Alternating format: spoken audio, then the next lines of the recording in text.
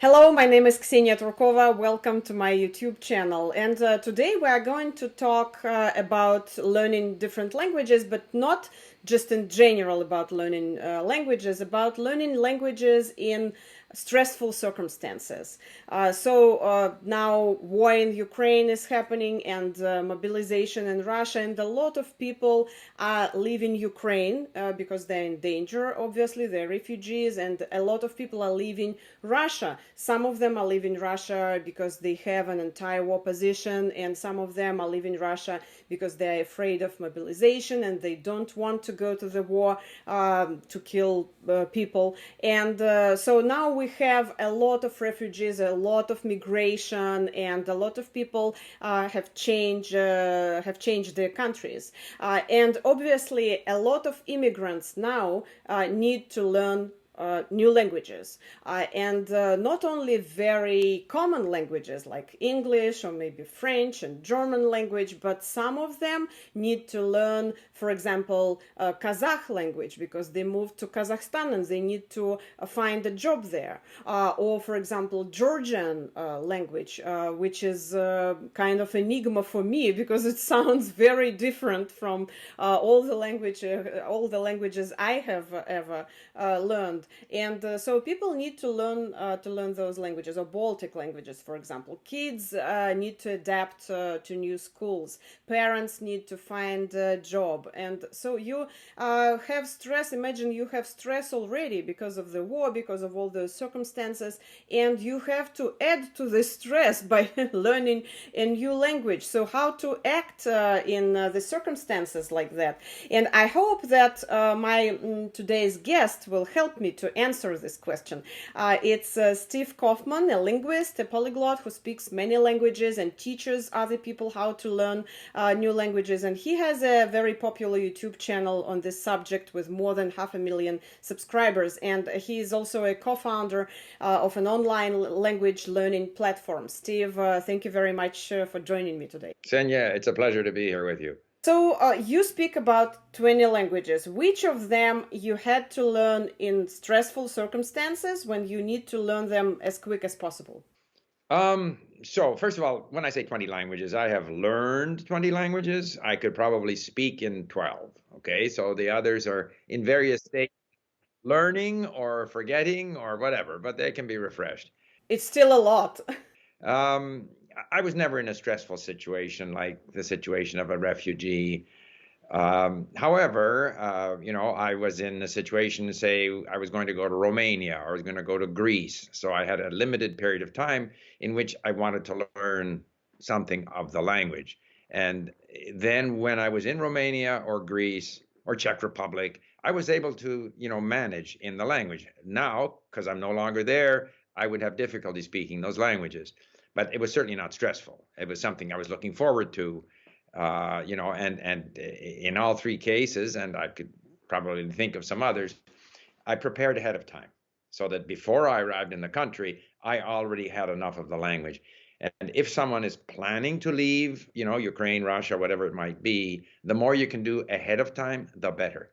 Because the trouble is, if you arrive in the country and you don't have any sort of knowledge of the language, it's very easy to fall into the sort of comfortable living with your expat community and you all speak the same language, the language wherever you came from. So very much recommend people get started as soon as possible. Now, if they are already in the country, let's say it's Latvia, Georgia, Kazakhstan, Germany, Romania, Hungary, wherever it might be, I think people sometimes think that if they just speak, that they can speak their way to fluency. And I don't believe that because most people don't have the patience to humor you. If you're trying to speak their language and you can't communicate, they'll switch. In the case of, say, Latvia, a lot of people do speak Russian, so they'll just switch back to Russian. They're not going to humor you. Or there's also political reasons why they may not switch to Russian, but nevertheless.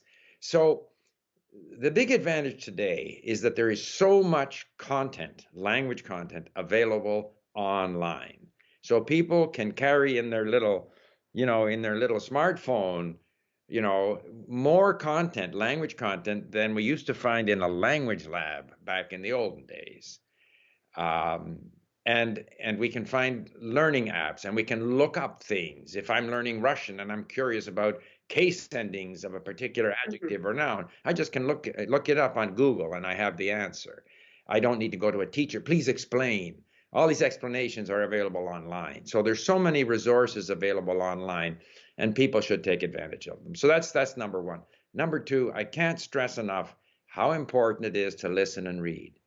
You don't need to go and find a teacher. It's difficult to find a teacher. You got to pay for the teacher. You got to go to the class. All of this is time consuming and costly. When you can actually, do very much, improve your language skills tremendously just by listening and reading, which is very easy to organize.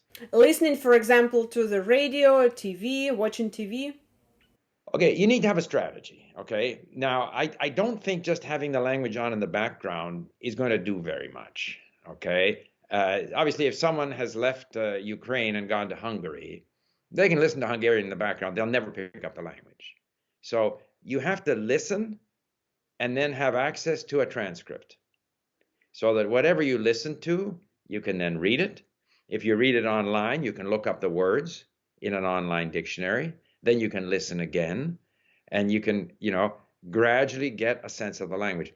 Ideally, again, if you're on Link, now we might have Georgian in the not too distant future at Link. We don't have Kazakh, but we have Turkish, we have Hungarian, Romanian, and most of the major languages. There, you have the opportunity to go through, say, a couple of pages of text line by line. Ideally, the audio will be time-stamped to match the line. You can look up each word. There are various exercises to help you remember the words. So you sort of mine this content, sentence by sentence, word by word, phrase by phrase, gradually getting your brain used to the language. But there has to be some understanding, in my view. Just to have it going on in the background, you'll be forever. It'll just be noise for the longest period of time. So, and that can be combined if you're in the country, you listen, you acquire some words, some phrases. Now, of course, you want to try to use it. And of course, if you're in the country, then you can use it. If you're not in the country, you would have to arrange, for a tutor online or something. But if you're in the country, you go into a shop, wherever, you can try and use it. The local person may feel that your use of the local language isn't very strong and may revert to English or may revert to another language, but at least you can try. The thing is, to learn a language, there are two fundamental elements of success. There are three, maybe two and a half. The first one is your attitude. So if you go to, you mentioned Latvia. I remember I was in Latvia maybe in the 90s, I can't remember when it was. And I was very curious about the attitude of in Riga, half the population is Russian speaking. Whatever it is, 40%. I don't know what the number is, but a large percentage. And you hear a lot of Russian in the streets. And yet, of course, the Latvians, now they have the Latvian project. We want to have Latvia. That's sort of the national project of the Latvians.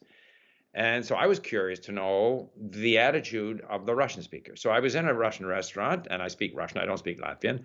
And so I asked the lady here running the restaurant, I said, what is your attitude? Do you consider yourself Latvian or not? To what extent are you committed to the Latvian, call it, national project? And she said, I consider myself a Soviet citizen. This was it might have been 2010, actually. She still considers herself a citizen of the Soviet Union. That's what she grew up with.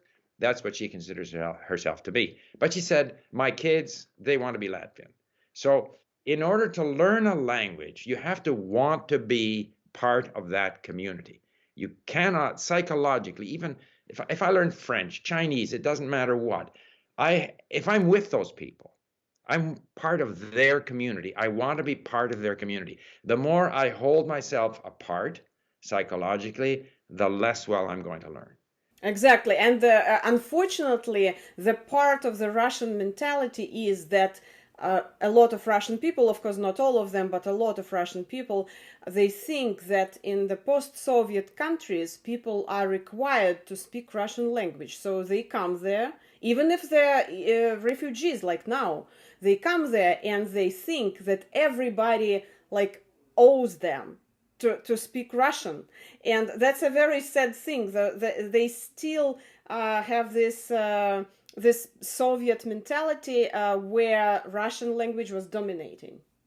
You know, and that's why some of the language laws in places like Latvia or Ukraine, maybe in Catalonia, I don't know, may seem unfair to speakers of the former colonial language. So we had the same situation in Quebec.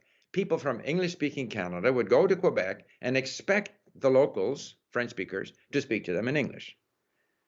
That's no longer the case. They introduced some language laws which might be perceived as unfair, but the net effect is people understand and accept that when you're in Quebec, they may speak to you in English, but it's your responsibility actually to learn French. And I think that with time that will change with the Russians as well. The Russians seem to be a little stronger on that, insisting that everyone speak. We get it. For example, I had a customer from France who came to Canada, traveling around British Columbia, where people only speak English, and he expected everyone to speak to him in French because it's Canada; it's an official language. But the people in British Columbia don't speak French. So yeah, if you have that kind of a prejudice, that's a major obstacle. You have to say Latvian with 1 million speakers is just as important as Russian with 150 million speakers. And for me, if I live in Latvia as a refugee from Russia, I know Russian. So what's important to me is Latvian. So you have to make it an important language, and the activity of learning that language, and it could be Romanian or Hungarian, it's important to you. You have to consider that an important activity. And you have to actually get to like the language. And if people have the attitude, well, I don't like Latvian, they should all speak Russian, you haven't a chance. If you don't like the language, and if you don't like the culture, you don't have to like everything in the culture. So if I'm learning Japanese, if I'm learning Russian, I don't like to have everything in the culture. I don't have to like every Russian, every Latvian, every Japanese person I ever meet, but you have to have some. You have to have some friends. You have to have something in the culture that you like. If you don't like it, you won't learn it. So that's number one is attitude. And the second thing is it takes time. So people who are impatient and who want to be able to operate in the language quickly, it takes time. It takes an awful lot of listening and reading. You have to build up vocabulary. You have to get your brain used to a different way of expressing things. So I think attitude and time are the main considerations. By the way, which post-Soviet languages do you speak, besides Russian and Ukrainian?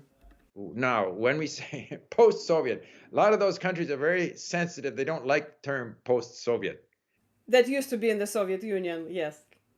But of countries that used to be in the Soviet Union, so Ukrainian, yeah, Ukrainian would be the only one. I mean, if you want, I did learn some Romanian. Moldova was part of the Soviet Union, so to that extent, it might be considered a post-Soviet language.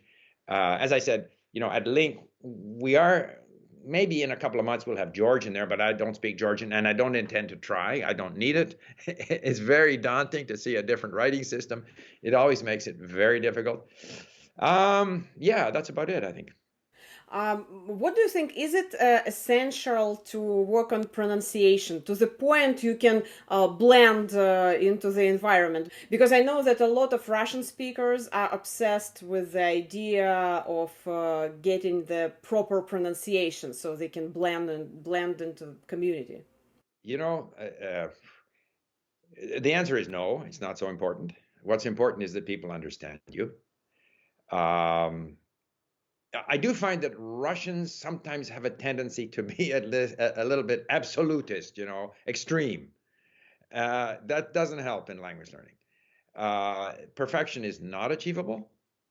It might be a goal that you constantly try to improve and get better and better. But I would even say that if a person, like you have an accent, okay, but you use the language very, very well. And I think that people who use the language well, accurately, have a good vocabulary, express themselves, I would even say elegantly, but do so with an accent, they are almost respected more than someone who has no accent. And particularly if the person has very little accent, but doesn't have a large vocabulary, doesn't speak well. That's worse. So the emphasis should definitely be on vocabulary. And people, I mean, you might get some people reacting negatively to an accent, but there are always people like that. You can't worry about the 1% of people who are going to criticize you. 99% of people just want to communicate. And so, there again, I think comprehension is a much bigger issue than pronunciation. If you can't understand what people are saying, then you're in trouble. You can't keep on saying, hello, beg your pardon, what did you say? So the focus should be on vocabulary, comprehension, and communication. And some people have a natural ability to, pronounce somewhat closer to the native speaker. Others don't. It doesn't matter. It doesn't matter. I noticed that for me it depends on language. I don't know why. I have an accent in the English language, but I don't have an accent, for example, in Ukrainian language, which is difficult to achieve. I know for Russian speakers, and I don't know why. I listened to your Ukrainian. It's phenomenal. It's absolutely phenomenal. I'm not a native speaker of Ukrainian, but to me, you sound like a Ukrainian. Uh, I mean, obviously, your pronunciation in Ukrainian is going to be better than in English because uh, I would say more of the vowels and the consonants are similar between Russian and Ukrainian. It's like I was speaking to, I can't remember what nationality she was. Oh, yeah, she was Bulgarian. And she says that her pronunciation in Greek and Spanish is better than her pronunciation in English because the vowels in Greek and Spanish are much closer to Bulgarian. So, depending on the phonemes in these different languages, you're going to be better in some than in others. But to me, it's not important. Not important. Yeah. Uh, what do you think? Will the languages of the countries that were the part of the Soviet Union gain interest and become more popular in the future because of the war? Okay. My impression is that, okay, the way I see the war, if we digress into a political discussion, in a way, it's a war of national independence for Ukraine. That's what it's about. Russia is saying you're not independent, you don't exist, your language doesn't exist, and Ukrainians, the majority, I don't know whether it's 80%, 90%, the overwhelming majority of Ukrainians are saying we exist and our language exists. Even if I'm a native speaker of Russian, and I had this conversation when I was in Ukraine. I took a Uber from where was I, Dnipro to Khortytsa, which is south of Zaporizhia, where they have this tourist attraction there. And he said, I speak Russian at home. We all speak Russian, but I'm glad my kids are learning Ukrainian in school. So it becomes a bit of a statement of their national identity. So now I start to see in Kazakhstan, people are saying, oh, hold it now. We all speak Russian. Why do we all speak Russian? We're Kazakhs. So I think there will be an increased sort of national awareness that Ukraine has started this sort of trend, I think, where people will say, well, actually, for most of our existence as Kazakhs, so most of our existence as Ukrainians, we actually were separate. Last 100 years, 200 years, we were part of the Russian Empire, whatever, but we have this other existence. So I think those languages will become more important within those countries. I don't think there'll be a major movement towards, learning Kazakh, like outside Kazakhstan. I don't see that. I think that the languages, and we see that on our site at Link, the languages that people are interested in learning are going to be either languages that they need for practical reasons, like English or maybe German or Spanish, or languages that are connected to some kind of a modern cultural phenomenon like K-pop or German rap music or anime in Japanese. There has to be some kind of a cultural attraction. Right now, there's not a lot of interest in Kazakh or, for that matter, even Ukrainian. I think members of the Ukrainian diaspora may be trying to learn Ukrainian, and I think people who are sympathetic to Ukraine, we made Ukrainian free at Link. Anyone can get on to Link and learn it for free. We made using Link free for all Ukrainians, and we've extended that to other refugees. So Syrians or Afghans. I don't know that we've had any applications from Russian, and the status of Russian refugees is a little different from the status of refugees in, say, Afghanistan, because no one has invaded Russia. So, a little slightly different. But I don't see the languages. Latvian, I mean, There, no one's going to learn Latvian unless they live in Latvia, because there's a million speakers of Latvian. And their issue more is the survival of their language. The last question. You mentioned that it's very important to like the language you learn. Are there any tips and tricks how to make you fall in love with the language? Because sometimes it's not that obvious. You moved because of the circumstances, you never planned to move, and you need to deal with it. Okay, there's an expression in Russian that I can't remember, but like первый шаг, like the first step is half the battle, or something to that effect, right? So you have to get started. So you have to find something, find someone, and don't give up. Find, if it's a TV program, if you're in, wherever you are in Romania or Latvia or somewhere, find something you like, and don't give up. And there's also an expression in French which says l'appétit vient en mangeant. As you eat, your appetite grows, right? So you have to try, you have to push yourself, look for something of interest, that's going to pull you in.